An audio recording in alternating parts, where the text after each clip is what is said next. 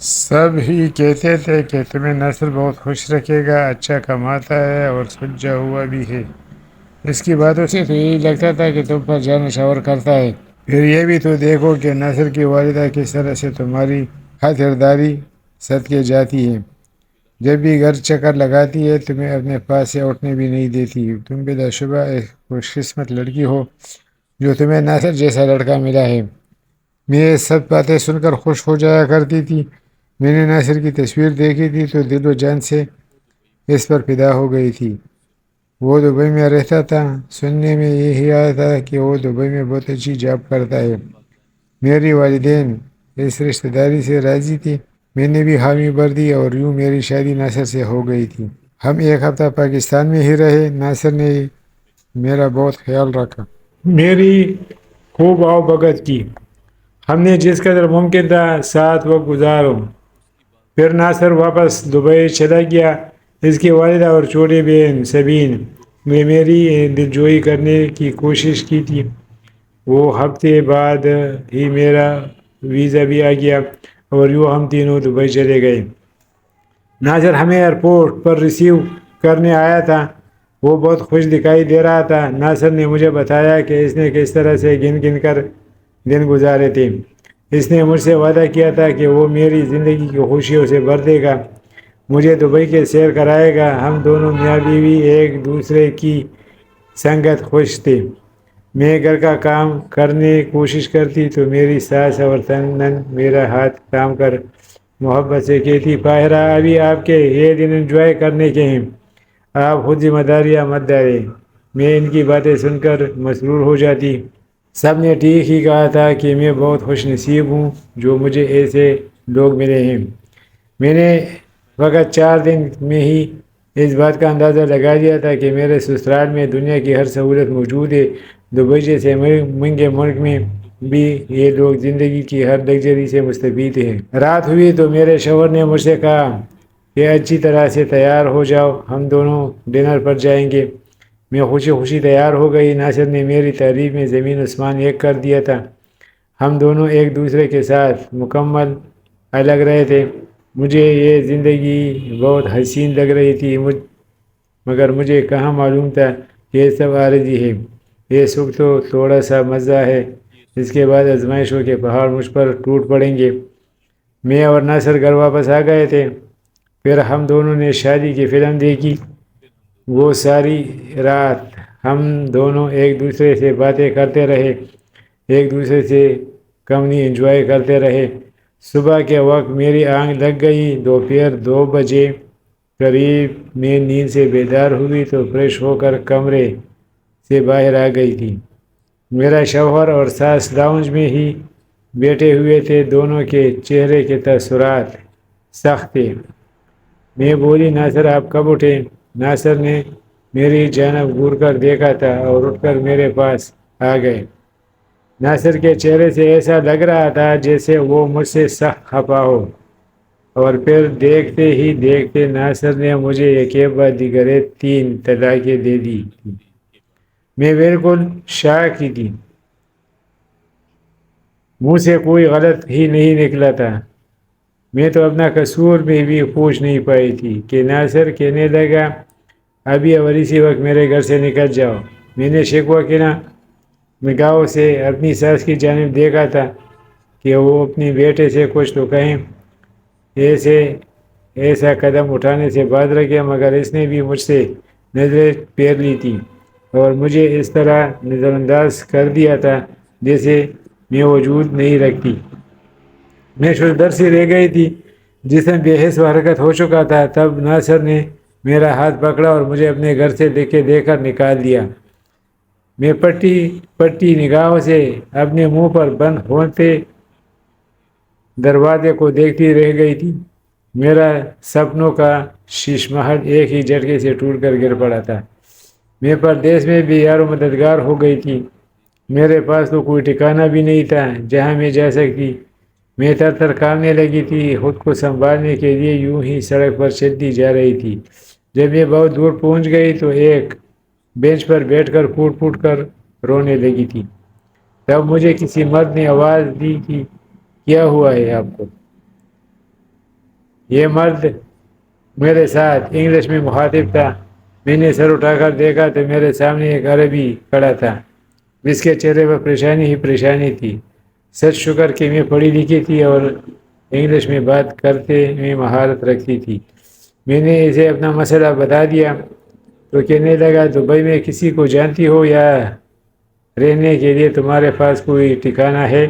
میں نے نفی میں سر ہلا دیا اور بولی، میں یہاں کسی کو نہیں جانتی۔ میں تو یہاں 5 دن پہلے ہی آئی تھی۔ شوہر کے ساتھ اچھا وقت گزر رہا تھا، مگر نہ جانے ایسے کیا ہو گیا کہ اس نے مجھے طلاق دے دی۔ وہ عربی کہنے لگا، اچھا اگر تم میرے گھر جانا چاہتی ہو تو میں تمہیں اپنے ساتھ لے چلتا ہوں۔ گھر میں میرے بیماریاں ہیں، تم اس کی خدمت کرنا، میں تمہیں سیلری بھی دوں گا۔ یوں تو اپنے پیسوں سے ٹکٹ خرید کر واپس اپنے وطن بھی جا سکوں گی۔ اس عربی کی بات سن کر میرے دل کو ڈار مل گئی تھی۔ یوں لگ رہا جیسے تپتے صحرا میں کسی نے ایک گھونٹ پانی کا پلا دیا۔ میں نے اس عربی سے کہا کہ مجھے یہ آفر قبول ہے۔ وہ مجھے اپنی گاڑی میں بٹھا کر ساتھ لے گیا تھا۔ اس کا گھر بہت خوبصورت تھا۔ گھر میں پڑی ایک ایک چیز سے ہی ظاہر ہو رہا تھا کہ وہ بہت ہی امیر شخص ہے۔ میں نے اسے کہا کہ آپ کی والدہ کہاں ہیں؟ اس کے چہرے پر اداسی وہ آئی تھی۔ اس نے مجھے صوفے پر بیٹھنے جانے کو کہا اور بولا، دراصل میری امی ایک ہفتے سے ہسپتال میں داخل ہے۔ کل انہیں چھٹی مل جائے گی تو وہ گھر واپس آ جائے گی۔ میں نے امی کی حالت کی پیش نظر ہسپتال سے ہی نرس لینے کا ارادہ کیا تھا، مگر نرس افورڈ کرنا اتنا آسان نہیں ہے۔ تمہیں اس وقت پیسے اور ٹھکانے کی ضرورت ہے، اس لیے میں تمہیں لے آیا ہوں۔ میں نے ویسے بھی سن رکھا کہ پاکستانی لڑکیاں گھر کے کاموں میں طاق ہوتی ہیں۔ میں نے سر ہلا دیا اور بولی، تمہاری والدہ کہاں ہیں؟ وہ بولا، میری امی کو کل اسپتال سے ڈسچارج کر دیا جائے گا۔ اس بری کی بات سن کر تو میں بہت زیادہ گھبرا گئی تھی۔ ایسا لگ رہا تھا جیسے میں بہت بڑی مصیبت میں پھنس چکی ہوں۔ میں بولی، میں اس گھر میں آپ کے ساتھ نہیں رہ سکتی۔ وہ عربی کہنے لگا کہ تم اس بات کی فکر نہ کرو، میں یہاں رہوں گا نہیں۔ دراصل میرے بہت سے کام پینڈک ہیں۔ میں اپنی والدہ کے آنے سے پہلے سب کچھ نپٹا لوں گا۔ آج میں سارا دن مصروف رہوں گا، گھر کا چکر نہیں لگا پاؤں گا۔ کچن میں دنیا جہاں کی ہر شے پڑی ہے، کچھ کھانا ہوا تو پکا کر کھا لینا۔ میں نے سر ہلا دیا تو عربی گھر سے نکل گیا۔ مجھے ابھی تک اس بات کی پریشانی تھی کہ کیا میں نے اس طرح اجنبی شخص کے گھر رک کر ٹھیک کیا ہے یا غلط۔ میں بھی کیا کرتی، میری مجبوری تھی، اس کے علاوہ میرے پاس اور کوئی حل بھی تو نہیں تھا۔ میں دل ہی دل میں دعائیں کرتی رہی تھی کہ یا اللہ مجھے کسی بڑی مصیبت میں گرفتار ہونے سے بچا لینا۔ مجھ پر تو پہلے ہی غم کے پہاڑ ٹوٹ پڑے ہیں۔ ساری رات یوں ہی دعائیں کرنے ہوتے ہوئے گزر گئی تھی۔ یہ تو اللہ کا لاکھ لاکھ شکر ہے کہ وہ عربی دوبارہ گھر نہیں آیا تھا۔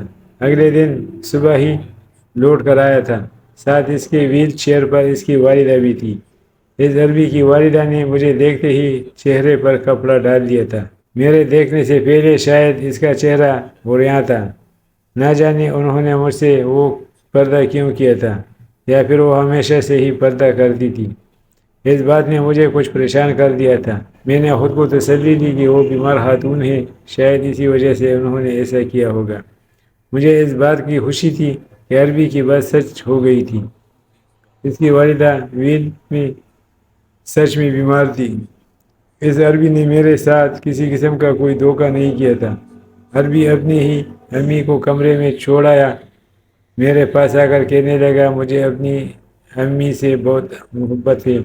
میں چھوٹا سا تھا، اب میرے ابو کا انتقال ہو گیا تھا۔ اب سے امی میرے باپ کا بھی کردار ادا کیا اور ماں کا بھی۔ میں اس مشکل وقت میں انہیں تنہا نہیں چھوڑ سکتا۔ میں ان کا ساتھ دوں گا۔ تم یہ نہ سمجھو کہ میں نے اپنی امی کی ساری ذمہ داری تم پر ڈال دی ہے۔ دراصل تمہیں صرف چند گھنٹے ہی اس کا خیال رکھنا پڑے گا۔ تم صبح 8 بجے سے شام 4 بجے تک ان کا خیال رکھو گی۔ اس کے بعد میں گھر آ جایا کروں گا اور ساری ذمہ داری مجھ پر ہوگی۔ میں آج عربی کی بات سن کر خوش ہو گئی تھی۔ میں نے عربی کی والدہ کا خیال رکھنا شروع کر دیا تھا۔ مجھے اس کام میں بالکل بھی دقت محسوس نہیں ہوتی تھی، کیونکہ میری ڈیوٹی لفظ اتنی سی تھی کہ میں نے کھانا لے جا کر کمرے میں رکھ دینا ہوتا ہے۔ چونکہ وہ مجھ سے پردہ کرتی تھی، اس لیے میرے ہاتھ سے کھانا بھی نہیں کھا سکتی تھی۔ وہ مجھے باہر جانے کا اشارہ کر دیا کرتی تھی۔ یہ آدھے گھنٹے بعد میں خود ہی دروازے کے دستک دے کر برتن اٹھا کر لے جاتی تھی۔ میں ان کو دوائیاں بھی ایسے ہی دیا کرتی تھی۔ مالکن کی ذمہ داری تو مجھ سے زیادہ نہیں تھی، بس گھر کے کاموں میں ہی سارا دن مصروف رہتی تھی۔ صفائیاں وغیرہ بھی میرے سے تھی اور کھانا بنانا بھی۔ میں خود کو ذہنی طور پر بھی مصروف رہنے کی کوشش کیا کرتی تھی، مگر میرے لیے یہ ناممکن تھا۔ رہ کر مجھے اپنے گھر کے بہت یاد آتی تھی۔ میں کچن میں کام کرتے ہوئے روتی چلی جاتی تھی۔ مجھے میرے والدین بہت یاد آتے تھے۔ میں امی کی گود میں سر رکھ کر رونا چاہتی تھی۔ ان سے یہ سب کچھ کہنا چاہتی تھی کہ مجھے میرے شوہر نے چھوڑ دیا، وہ بھی وجہ بتائے بغیر۔ اس نے مجھ پر ذرا ترس نہیں کھایا اور مجھے پردیس میں بے گھر کر دیا تھا۔ میرے پاس رہنے کی کوئی ٹھکانہ بھی نہیں تھا۔ اس وقت اس عربی نے مجھے سہارا دیا تھا۔ اگر یہ بھی مجھے نہ ملتا تو میرا کیا ہوتا؟ نہ جانے میں کیسے لوگوں کے ہاتھ لگ جاتی۔ مجھے علم نہیں تھا کہ کب میری زندگی میں وہ دن آنا تھا جب میں اپنے والدین سے مل پاتی۔ تب تک تو مجھے انتظار کے کٹھن مرحلے سے گزرنا تھا۔ میں اپنے والدین کے فون کر کے ساری صورتحال سے آگاہ کرنا چاہتی تھی، مگر میں انہیں تکلیف نہیں دینا چاہتی تھی۔ اگر میرے امی کو پتہ چل جاتا کہ میں اس وقت کس طرح دبئی میں پھنسی ہوئی ہوں تو ان کی راتوں کی نیند تک اڑ جاتی۔ میں نے ان سے کوئی رابطہ نہیں کیا۔ ایک دن دل بہت اداس تھا تو سوچا اپنی سہیلی نمرہ سے رابطہ کرتی ہوں، ان سے کہتی ہوں حال دل میں گھر میں پراپرٹی سیل اٹھایا تو پتہ چلا کہ وہ تو کام ہی نہیں کرتا۔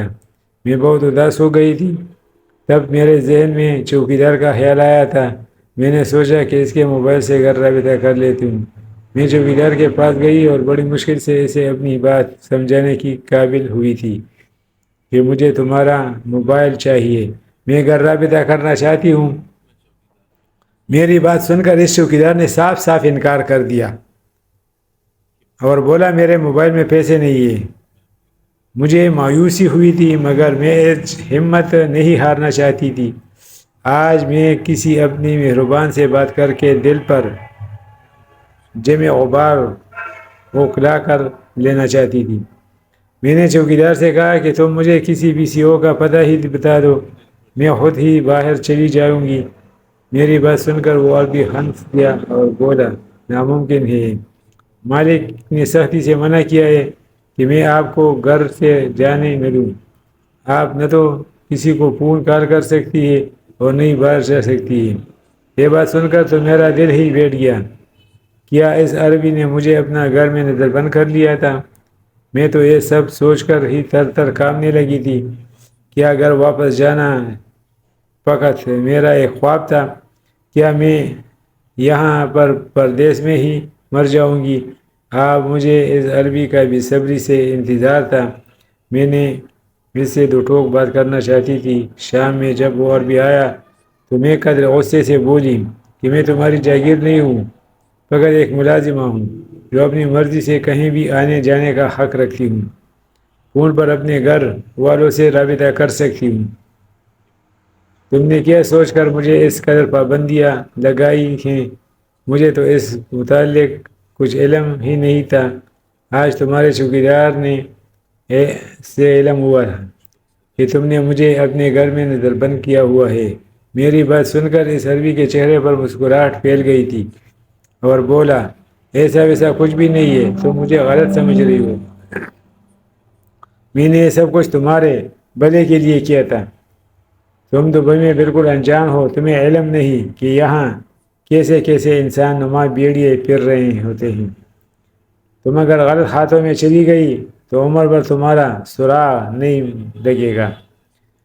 میں نہیں چاہتا کہ ایک پردیسی میرے وطن میں یہ سب کچھ برداشت کرے، اس لیے میں نے اپنے چوکیدار سے کہہ دیا تھا کہ تمہیں کہیں بھی آنے جانے نہ دے۔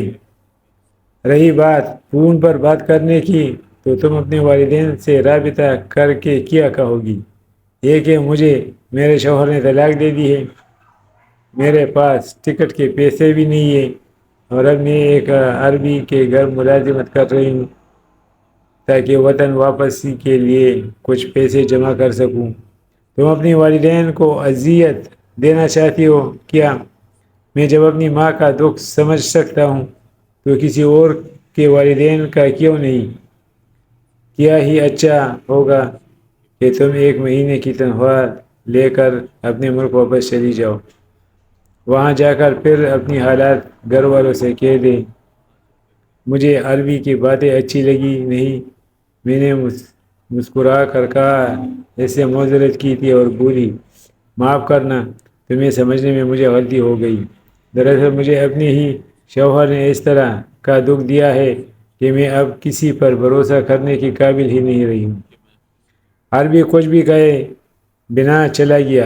مجھے یہاں کام کرتے ہوئے ابھی چند ہی دن ہوئے تھے، ابھی بھی بہت کٹھن وقت مجھے یہاں گزارنا تھا۔ میری دلی خواہش یہی تھی کہ اس مہربان عربی کی والدہ جلد از جلد ٹھیک ہو جائے۔ دوسروں کا اس قدر احساس ہوتا تو اللہ اسے اپنوں کی آزمائش سے بچائے۔ میری اس گھر میں روٹین بالکل بھی تبدیل نہیں ہوئی تھی۔ میں سارا دن گھر کے کام کرتی اور پھر عربی کے والدہ کے کمرے میں دستک دے کر داخل ہو جاتی تھی۔ میں ان کے پاس کھانا وغیرہ رکھ کر باہر نکل جاتی تھی۔ آج جب میں کھانے کے برتن اٹھائے تو مجھے ٹرے میں ایک کاغذ پڑا ہوا نظر آیا۔ میں اس کو اٹھانے لگی تو عربی کی والدہ نے جلدی سے ہنگارہ بھرا تھا اور مجھے کمرے سے باہر نکل جانے کا اشارہ کیا تھا۔ میں نے جلدی سے ان کے حکم کی تعمیل کی تھی۔ میں نے کچن میں آ کر برتن رکھ دیے اور کاغذ اٹھایا، دیکھ کر تو جان ہی نکل گئی تھی کہ کاغذ پر اردو لکھی ہوئی تھی، تم یہاں کہاں کر رہی ہو؟ کیا کر رہی ہو؟ جس قدر جلدی ممکن ہو سکے میرے گھر سے نکل جاؤ۔ میں تو گمسم سی ہاتھ کاغذ پکڑ کر کڑی کی کڑی رہ گئی تھی۔ کیا عربی کی والدہ پاکستان سے تھی؟ اگر ایسا نہیں تھا تو پھر وہ اردو کیسے لکھنا چاہتی تھی؟ چلو میں نے مان لیا کہ ان کو اردو بھی آتی تھی، تو پھر وہ مجھ سے اس قدر نفرت کیوں کر رہی تھی؟ میں نے تو یہاں آ کر ان کا گھر سنبھال لیا تھا، ان کا بھی ممکنہ حد تک خیال رکھنے کی کوشش کیا کرتی تھی۔ میں ان سے پوچھنا چاہتی تھی کہ کیا وہ اردو جانتی ہے، اس لیے میں ان کے کمرے میں چلی گئی۔ میں نے جسے ہی کلام کرنے کی کوشش کی تو وہ مجھے کھا جانے والی نگاہوں سے گھورنے لگی تھی۔ اس نے مجھے جانے کا اشارہ کر دیا تھا۔ میں ایک بار پھر سے کمرے سے باہر آ گئی تھی۔ جانے کیا ماجرا ہے، میرے تو سمجھ میں کچھ بھی نہیں آ رہا تھا۔ میں عجیب دہرانے پہ کھڑی تھی۔ 4 بجے میں اپنے کوارٹر میں آ گئی تھی۔ اس عربی نے مجھے لگژری گھر کے پیچھے اپنے سرونٹ کوارٹر میں ایک کمرہ رہنے کو دیا تھا۔ صبح سے شام 4 بجے تک تو میرا وقت بہت اچھا گزر جاتا تھا، مگر اس سے آگے ایک ایک منٹ میں گن کر گزر کرتی تھی۔ وقت تو دم سا جاتا تھا۔ مجھے پاکستان کی یاد آنے لگی تھی۔ اپنوں کا خیال ہے بے چین رکھنا تھا۔ نہ جانے میرے پیچھے کیا کچھ ہو گیا تھا۔ پاکستان میں سب کیسے تھے؟ میرے امی نہ جانے کتنی بار میرے سسرال میں فون کیا ہوگا، میری خیریت معلوم کی ہوگی۔ پتہ نہیں انہوں نے آگے سے امی کو کیا ہوگا، انہیں کیا بتایا ہوگا کہ ان کی بیٹی پائرہ کہاں چلی گئی، وہ فون پر بات کیوں نہیں کرتی۔ میں ہی سب سوچ رہی تھی۔ جب میرے کمرے پر دستک ہوئی تھی، میں نے دروازے کھول دیا تو سامنے عربی کھڑا تھا اور کہنے لگا، معذرت چاہتا ہوں میں نے ڈسٹرب کرا دیا، دراصل میں تمہیں کسی سے ملوانا چاہتا ہوں۔ اس عربی نے سارا نام کہہ کر کسی کو پکارا تھا۔ اب بھی میرے سامنے ایک پکی سی عمر کی عربی عورت آ گئی تھی۔ یہ بلا شبہ بہت ہی حسین تھی۔ عربی مرد کہنے لگا کہ میں نے امی کو دیکھ بھال کے لیے انہیں کہاں پر رکھ دیا ہے، تم بس میرے گھر کو دیکھو، صفائی ستھرائی تمہارے ذمہ ہے۔ میں نے سر ہلا دیا تو عربی کہنے لگا کہ اب تمہاری ڈیوٹی ٹائمنگ بھی زیادہ ہو جائے گی، ہو سکتا ہے کہ تمہیں رات کے وقت میری والدہ کے ساتھ ہی ہونا پڑے گا۔ میں نے اس پر بھی کوئی اعتراض نہیں کیا تھا، عربی چلا گیا تھا۔ اگلے دن میں کام پر گئی تو سارا نے مجھے مالکن کے کمرے میں بھی جانے نہیں دیا تھا۔ میں نے اسے اشاروں سے سمجھایا کہ میں تو فقط مالکن کی طبیعت کے متعلق جاننا چاہتی ہوں۔ سارا نے نبی میں سر ہلایا اور کہنے لگی کہ اس چیز کی ضرورت نہیں ہے، وہ بالکل ٹھیک ہے۔ رات کے وقت جب سونے کا ٹائم ہو گیا تو سارا نے خود ہی مجھے مالکن کے کمرے میں جانے کو کہہ دیا تھا۔ میں وہاں بھی تو فرش پر ہی وہ بستر لگے ہوئے تھے، جبکہ مالکن اپنی جہازی سائز بیڈ پر لیٹی ہوئی تھی۔ سارا نے مجھے اشارے سے سمجھایا کہ ہم دونوں مالکن کے ساتھ ہی سویا کریں گی۔ رات کے وقت ان کی حالت بگڑ جاتی ہے اور مجھ سے انہیں تنہا سنبھالا نہیں جاتا۔ میں نے دل میں شکر کیا تھا کہ میری جان سرونٹ کوارٹر والے کمرے سے چھوٹ گئی تھی، کیونکہ وہاں مجھے تنہائی کا احساس بڑی شدت سے ہوتا تھا۔ رات کاٹنا میرے لیے بہت کٹھن ہو جاتی تھی۔ پہلی رات تو میں بستر پر لیٹی ہی سو گئی تھی، کئی راتوں سے بے خوابی کا شکار تھی، اس لیے جلدی نیند آ گئی تھی۔ صبح سو کر اٹھی تو سارا کہنے لگی غسل کر لو۔ میں حیران ہوئی تھی، وجہ پوچھی تو کہنے لگی ہم مالکن کے کمرے میں سوئے تھے، نہ جانے یہاں کتنی جراثیم ہوگی، اس لیے لازمی غسل کر لو۔ میں نے سارا کی بات کو غسل کر لیا اور پھر گھر کے کاموں میں مشغول ہو چکی تھی۔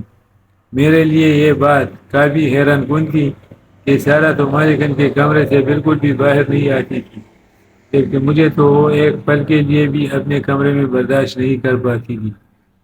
میں مالکن سے بات کرنا چاہتی تھی، ان سے استفسار کرنا چاہتی تھی کہ آخر انہیں اردو کیسے آتی ہے اور پھر وہ مجھ سے اس قدر نفرت کیوں کرتی ہے کہ مجھے اپنے گھر سے نکال دینا چاہتی ہے۔ یہ ابھی تک ایک راز ہی تھا۔ مجھے تو لگتا تھا کہ میرا مہینہ یوں ہی ختم ہو جائے گا اور میں عربی مالک سے پیسے لے کر وطن واپس آ جاؤں گی، مگر نکاح پوش مالکن کا راز معلوم نہیں کر پاؤں گی۔ جیسے دن گزرتے جا رہے تھے میرا تجسس بھی بڑھتا جا رہا تھا، اور پھر ایک شب میں اپنے نفس کے ہاتھوں اس قدر بے چین ہو گئی کہ میری آنکھوں سے نیند اڑ گئی تھی۔ میں کروٹیں بدلتی رہی تھی، مگر نیند کی دیوی مجھ پر مہربان نہیں ہو رہی تھی۔ میں نے سارا کی جانب دیکھا تو وہ بڑے مزے سے خراٹے لے رہی تھی۔ تب میں ایک دم سے اٹھ بیٹھی۔ میں نے سوچا کہ چلو اور کچھ نہیں تو مالکن کا چہرہ وہیں دیکھ لیتی ہوں۔ میں دبے پاؤں سے چلتی ہوئی مالکن کے سرہانے جا کھڑی ہوئی تھی۔ میں نے ان کے چہرے سے کپڑا ہٹایا تھا، پھر تو جیسے زمین و آسمان کی گردش ہی رک گئی تھی۔ یہ میرے لیے کوئی اجنبی چہرہ نہیں تھا، میں اسے بہت اچھی طرح سے جانتی تھی۔ مالکن بھی نیند سے بیدار ہو چکی تھی، کمرہ میں ہلکی مدھم سی روشنی تھی، ہم دونوں کی نظریں ملی تھی۔ میں سوال کرنا چاہتی تھی مگر مالکن نے مجھے روک دیا اور جانے کا اشارہ کر دیا۔ میں اپنے بستر پر آ کر لیٹ گئی تھی۔ اب معاملہ پہلے سے زیادہ الجھ گیا تھا۔ یہ یہاں کیسے پہنچی تھی؟ یہ تو میری نن کلثوم تھی، اس کا بھلا ایک عربی کے گھر میں کیا کام تھا؟ جہاں تک مجھے معلوم ہے میری نن کماری تھی، وہ اتنے دنوں سے اپنے گھر سے غائب تھی، تو کیا اس کے گھر والوں کو کوئی پریشانی نہیں تھی؟ پھر یہ بھی بات عجیب تھی کہ مجھ سے عربی مالک نے جھوٹ کیوں بولا تھا؟ اس نے میری نن کے بارے میں یہ کیوں کہا تھا کہ وہ اس کی والدہ ہے؟ یقیناً کچھ نہ کچھ تو گڑبڑ ضرور تھی۔ مجھے اس بات کا 100% یقین ہو چکا تھا کہ میری نن اس وقت کسی پریشانی میں مبتلا ہے، اس کو خطرہ ہے۔ آپ سوچنے کی بات یہ ہے کہ کیا مجھے اس شخص کے بہن کی فکر کرنے کی ضرورت تھی یا نہیں، جس کی وجہ سے میری زندگی تباہ و برباد ہو گئی تھی، جس نے مجھے طلاق دینے سے قبل میری خطا تک نہیں بتائی تھی، وہ عورت جو مجھے پاکستان سے تو بڑے مان سے ساتھ لائی تھی، مگر جب اس کا بیٹا مجھے طلاق دے رہا تھا تو اس نے اب تک نہیں کیا تھا۔ دل تو چاہتا تھا کہ اپنی جان بچا کر بھاگ جانی، مگر یہ انسانیت کا سب سے نچلا درجہ ہوتا ہے۔ میرے ساتھ برا تو میرے شوہر نے کیا تھا، اس کی سزا بھلا میں اپنی نن کو کیسے دے سکتی تھی؟ میں نے سوچ لیا تھا کہ مجھے اپنی نن کے ساتھ رابطہ خط کے ذریعے کرنا ہے۔ میں نے سرونٹ کوارٹر میں جا کر خط لکھا اور اس سے پوچھا کہ مجھے بتاؤ تم یہاں کیا کر رہی ہو؟ تم کسی قسم کی مدد چاہیے کیا؟ اب اس مسئلے پر خط تک پہنچانے کا تھا۔ اس کا حل بھی میں نے یہ نکالا تھا کہ سارا کو بہانے سے کچن میں بلا کر میں خود باہر نکل گئی تھی۔ میں نے اس چیز کا فائدہ اٹھایا اور ذکیہ کے پاس وہ خط چھوڑائی تھی۔ شام کے وقت میں نے پھر سے بہانہ بنایا اور سارا سے کہا کہ مالکن کے کمرے سے برتن اٹھانے جا رہی ہوں۔ ذکیہ نے مجھے دیکھا تو ایک کاغذ پر ستو کی ٹرے میں رکھ دیا تھا، برتن میں کچن میں رکھ دیے اور خود ہاتھ باتھ روم میں جا کر ذکیہ کا خط پڑھا تھا۔ اس نے لکھا تھا کہ مجھے مدد کی ضرورت ہے بھابھی، آپ پولیس کو اطلاع کریں۔ بہرحال میں نیچے ہی ذکیہ نے دبئی کے پولیس کا نمبر لکھا ہوا تھا۔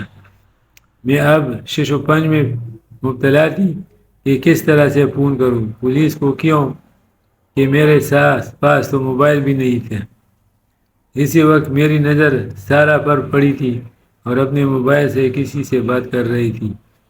میرے لبوں پر مسکراہٹ پھیل گئی تھی۔ وہ عورت جو عربی نے میرے پیرے کے لیے رکھی تھی وہاں جانے میں میرے کام آ رہی تھی۔ جیسے ہی سارا ذکیہ کے کمرے میں گئی، میں نے اس کا موبائل اٹھایا اور باتھ روم میں جا کر پولیس کو سارے حالات کا سے آگاہ کر دیا تھا۔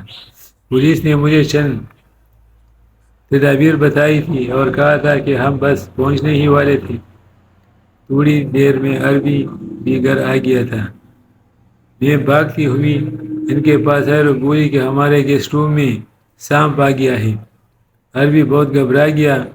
وہ اور سارا جلدی سے گیٹ روم میں چلے گئے تھے۔ جیسے ہی وہ کمرے میں داخل ہوئے، میں نے انہیں باہر سے لاک کر دیا تھا۔ ایسا کرنے کو مجھے پولیس نے بولا تھا تاکہ وہ عربی ہمیں کوئی نقصان نہ پہنچا سکے۔ عربی غصے سے اڑا رہا تھا۔ وہ دروازے کو اس طرح پیٹ رہا تھا کہ مجھے ہی لگ رہا تھا کہ وہ ابھی دروازہ توڑ کر باہر آ جائے گا۔ خیر اتنی دیر میں پولیس آ گئی تھی۔ چوکیدار کو تو انہوں نے پہلے ہی ہتھکڑی لگا دی تھی، پھر عربی اور سارا کو بھی گرفتار کر لیا تھا، جبکہ مجھے اور ذکیہ کو بیان دینے کے لیے ساتھ لے گئے۔ اور ادھر جا کر ذکیہ نے بتایا کہ میں اور عربی لڑکا آپس میں محبت کرتے تھے، یہ میرا رشتہ لے کر گھر آیا، مگر بھائی نے انکار کر دیا۔ پھر بھائی کی شادی ہو گئی اور وہ اپنی بیوی کو گھر لے گئے۔ بھائی ہر وقت اپنی بیوی میں ہی مصروف رہتے تھے، اس لیے مجھے لگا کہ اپنی محبت کو پانے کا اس سے اچھا موقع مجھے پھر کبھی نہیں ملے گا، اس لیے میں گھر سے بھاگ گئی تھی۔ اس عربی نے پہلے مجھے ایک دن اپنے دوست کے گھر رکھا تھا، اپنے گھر لے گیا تھا اور کہا کہ تمہیں بیمار ہونے کا ناٹک کرنا پڑے گا، نہیں تو محلے دار پولیس کو بلوا لیں گے۔ میں نے ایک کام والی کا بھی انتظام کر لیا ہے، تم اس کے سامنے چند روز بوڑھیا یہ بننے کا ناٹک کر لینا۔ عربی نے مجھے ملازمہ کے سامنے پروا ڈھکنے کی ہدایت کی تھی۔